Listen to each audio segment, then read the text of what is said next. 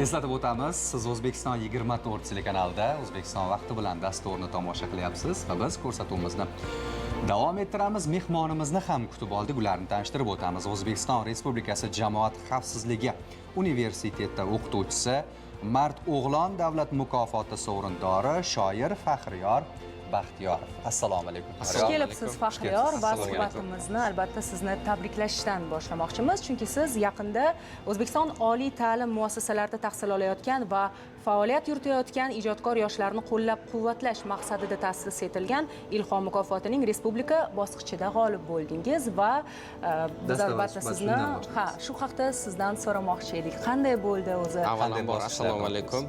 Minnatdorchilik e'lon qilaman. Rahmat. Albatta Ilhom mukofoti 2020-yilda ta'sis etilgan bo'lsa, har yili o'sha 20-may munosabati bilan o'sha g'oliblarga topshiriladi.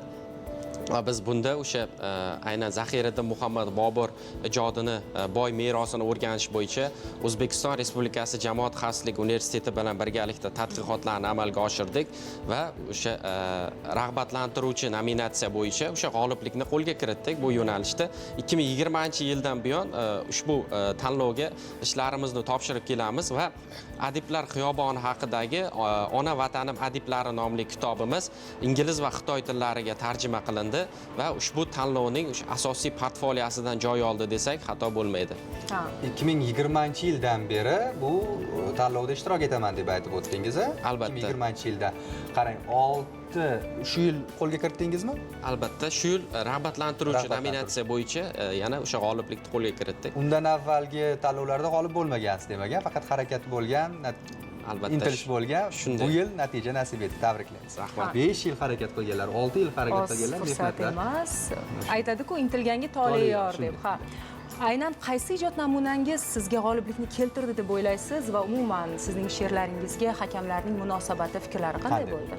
Bunda albatta o'sha Ilhom mukofotida birgina she'r emas, bitta o'sha Adiblar xiyobonidagi bitta ijodkorni, ya'ni o'sha 24 ta adibdan bittasi tanlab olinadi va uni ijod namunalari tadqiq qilinadi va shu asosda o'rganish ishlari amalga oshiriladi. Umumiy o'sha hakamlar hay'ati tomonidan ko'rsatkichlar bo'yicha o'sha g'oliblar aniqlanadi bu yo'nalish bo'yicha va o'sha Paulo Coelho'ning Alkimiyaga asarida aytilgan singari hayotning asl mazmun mohiyati 7 marta yiqilib 8 marta oyoqqa turishdan iborat deydi.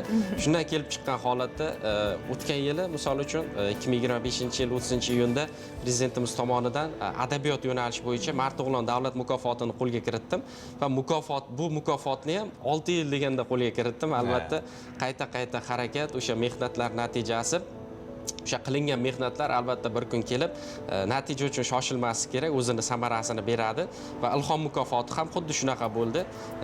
Shuncha harakat qilgan holatda rag'batlantiruvchi nominatsiya bo'yicha o'sha g'oliblikni qo'lga kiritdik. Hozir ayni paytda Jamoat xavfsizligi universitetida kafedra o'qituvchisiman. Endi o'sha talabalarimizni ham ushbu tanlovlarda ishtirok etib, o'sha g'olibligini ta'minlab, ularga ham qo'ldan kelgancha yordam berish istagidamiz. Aytadi-ku, Suhrob kimlargadir tez omad kulib boqadi, kimlardir esa yillar davomida mehnat qilib, undan so'ng mevasini ko'radi. Xuddi shunday. Mehnatingiz samarasini ko'ravering. Hozir Sadiya shoirni taklif etsak-u, ulardan she'r eshitmasak, menimcha to'g'ri bo'lmaydi. Albatta. She'r eshitsak sizdan, o'z ijodingizdan. Albatta, bugungi mana bu ko'rsatuv, o'sha tong manzarasi, atmosferaga umuman gap bo'lish mumkin emas. Buning uchun Islom sivilizatsiyasi markazi ko'rsatuv ijodkorlariga shu orada o'zimizni minnatdorchiligimizni bildirishimiz kerak va kuni kecha 25-may o'sha so'nggi qo'ng'iroq bo'lib o'tdi. Hammamiz o'sha maktab davrlarida kulib eslaydigan lahzalar, birinchi muhabbat deymizmi? Hammasi o'sha maktab xotiralarida namoyon bo'ladi. Maktab xotiralarini eslatuvchi bir she'r bor. Endi ikkichi bo'lmaganmiz, lekin shunaqa bo'lsa-da, o'sha davr taassurotlaridan kelib chiqib yozilgan she'r. Albatta. Ikkichining sevgisi degan she'r. Sening o'rning birinchi parta, mening joyim esa 5-chi.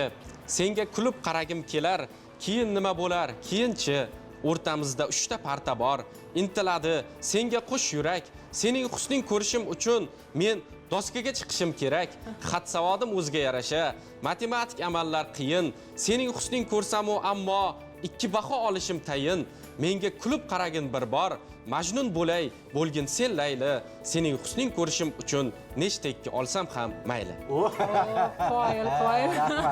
Aynan 26-may sanasi bunday she'rni aytib berishlari ayni muddao nazarda kechagina maktabni o'quvchilar tamomlash so'nggi qo'ng'iroq tadbirlari bo'lib o'tdi butun yurtimiz maktablarida nishonlandi. 2 karra hayajonli bo'ldi kechagi so'nggi qo'ng'iroq. Haqiqatan ham. Aynan yoshlar uchun, maktab o'quvchilari uchun, sababi ular maktabni bitirishyapti, hayajon bilan xayrlashyapti. Qolaversa, erta tongdan davlat rahbarini tabrigini eshitib, mana shu maktabni bitirishyapti. Tarixda bo'lmagan holat bo'ldi. Hali birorta davlat rahbari aynan maktab bitiruvchilariga, maktab o'quvchilariga bunday tabrik yo'llamagan. To'g'ri aytdingiz. O'ziga xos quvonchli lahzalar bo'ldi. Hozir aytib o'tdingiz, Faxriyor, jamoat xavfsizligi universitetida ham faoliyatingizni davom ettiryapsiz. Qaysi yo'nalish bo'yicha dars berasiz bu universitetda? O'zbekiston Respublikasi Jamoat xavfsizligi universitetida davlat huquqiy fanlar va inson huquqlari kafedrasi o'qituvchisiman va ayni paytda o'sha talabalarga, kursantlarga konstitutsiyaviy huquq, davlat huquq nazariyasi, huquqiy tayyorgarlik, ekologiya huquqi, ekologik xavfsizlik huquqi fanlaridan dars berib kelmoqdaman.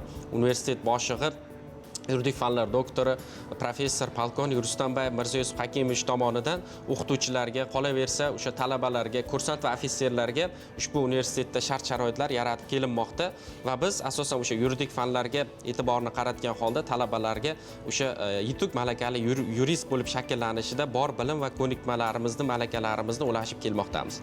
Juda yaxshi. Faxriyor, bilamizki, barchamiz siz shaxsan davlatimiz rahbarining qo'llaridan Mard o'g'lon mukofotini olgansiz. Aytingchi, bunday e'tibor haqiqatan ham o'z sizni yangi O'zbekistonning omadli, baxtli yoshlardan deb atasak bo'ladi, chunki zo'r zamonda yashayapsiz, katta imkoniyatlar zamonida yashayapsiz va aynan mana shunday Mard o'g'lon mukofotini qo'lga kiritganingiz bu sizga albatta katta maqsadlarga turtki bo'lgan, to'g'rimi? Mas'uliyat ham albatta katta mas'uliyat ham yuksak darajada mas'uliyat yuklaydi.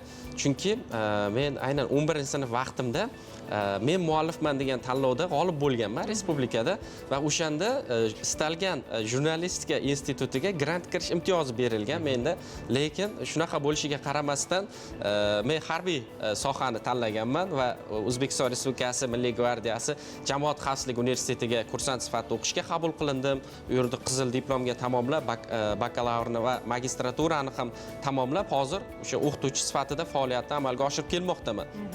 Unaqa yoshlar O'zbekistonda juda ham ko'p, nihoyatda ko'p. Buni biz o'sha ijtimoiy tarmoqlar orqali ko'rib kelmoqdamiz. Qolaversa, o'zimizning universitetimizda ham bunaqa iqtidorli, talantli yoshlar juda ham ko'p va bu o'sha prezidentimiz tomonidan biz yoshlarga yaratib berilayotgan shart-sharoitlarni bir yuksak namunasi deb bemalol ayta olamiz va O'zbekistonda o'sha baxtli yoshlari singari bizda ham o'sha yelkamizda mas'uliyat bor, vatanni sevish, vatanga munosib xizmat qilish, vatanning tinchligini, mustahkamligini o'sha sotqinliklar, fisq-u fasod, ig'vo yoki fitnalar emas, aksincha o'sha vatanni sevish.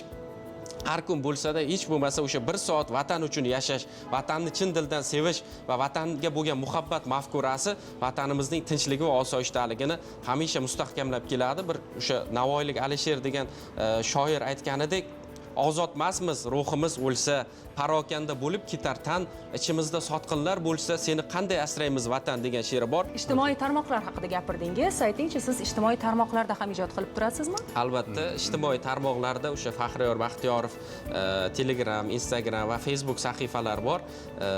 Har bitta o'sha videolarimiz o'sha tinimsiz rekomendatsiyada bo'ladi. Ko'ruvlari ko'p. Albatta, shunday o'zini muxlislariga ega. Tushunarli. O'sha ijtimoiy tarmoqlarda ham keng ommalashgan she'rlaringizdan yana bitta eshitsak bo'ladimi? Albatta bo'ladi. Endi Amir Temur haqida bitta she'rim bor edi. Yaqindagina yozilgan. Buni qaynoq deydigan bo'lsam, aynan shu ko'rsatuvga birinchisini o'qib beradigan bo'lsam, ruxsatingiz bilan. Mayli, eshitamiz. Amir Temur. Tulporlar kishnaydi, avj olar urxo, tinchlik deb ko'tarar olomon jomni, shiddatli, savlatli, o'ychan va tanho, tasavvur qilaman Temur bobomni, dunyoni zabt etgan tuyg'u g'ururshan, quloqqa yoqmaydi hech qanday g'orat, yuraging tubidan joy olsa vatan, uni sevib yashash ulkan mahorat, Qur'onni yod olmoq o'zga bir tuyg'u, qalbga singdirmoqlik o'zga jarayon. Yildirim yillar yilmay qo'ydi-ku, bunga Temur asos yurakka ayon. G'urur bunda mazmun dunyolarga shay, to'xtamish qalbini tig' bilan tilmoq, taslim bo'lmoqlikni o'zga ep ko'rmay, taslim qilmoqlikni mashg'ulot qilmoq. Olam tahsin aytar, shaksiz shubhasiz, yurakka jo qilsang milliy g'ururni, o'zbekning bekligi bo'lar mustahkam, qalbda tiriltirsak Amir Temurni. Suhbatimizga juda ham chiroyli nuqta bo'ldi. zo'r misralar, zo'r she'rlar, haqiqatan ham ayniqsa bobo kalonimiz Amir Temurga bag'ishlangan she'r uchun sizga rahmat aytamiz Faxriyor. Suhbatlashganimizdan xursandmiz. Ijodingizga omad tilaymiz. Biz sizdan juda katta natijalarni kutamiz va bu natijalar borasida sizga omad tilaymiz. Ko'rganimizdan xursandmiz.